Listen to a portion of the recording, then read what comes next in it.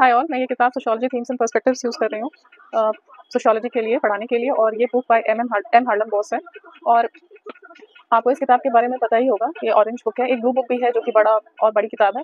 However मुझे ऐसा लगता है कि ये बुक बहुत कंसाइज है। I really love this book.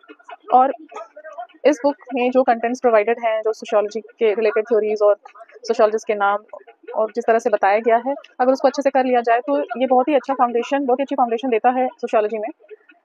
तो मेरा प्लान ये है कि इसके चैप्टर वाइज हम चलें और इसको इसके हिसाब से समझें। तो उसका फर्स्ट चैप्टर है सोशियोलॉजिकल पर्सपेक्टिव। इसमें इस बुक को पढ़ने से काफ़ी कुछ कवर हो जाता है सिलेबस यूपीएससी का, या फिर आप दूसरा कोई स्टेट सिविल सर्विस एग्जाम भी दे रहे हैं तो उसका भी कवर हो जाएगा।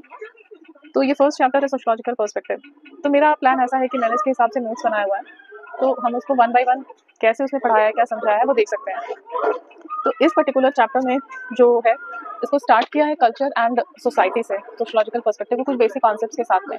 तो ये क्या बता रहा है कल्चर के बारे में कि to begin with a new born human baby is born helpless. जैसे एक बच्चा पैदा होता है तो बिल्कुल हेल्पलेस रहता है। जब उसको सर्वाइव करना है इस वर्ल्ड में, तो उसको इस वर्ल्ड के जो तौर तरीके हैं वो पता होने चाहिए।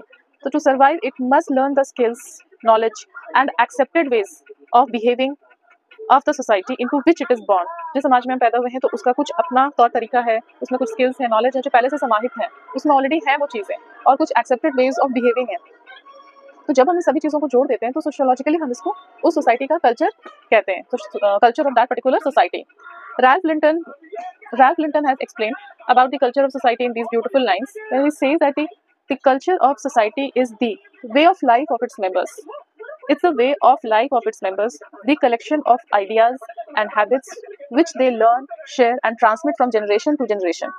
तो इसमें कुछ इंपॉर्टेंट वर्ड्स हैं, जो की वर्ड्स हैं। पहला तो way of life, ideas, habits. और इनको करना क्या है, ये way of life, collection of ideas and habits को करना क्या होता है, हमें पहले सीखना होता है। That is we have to learn.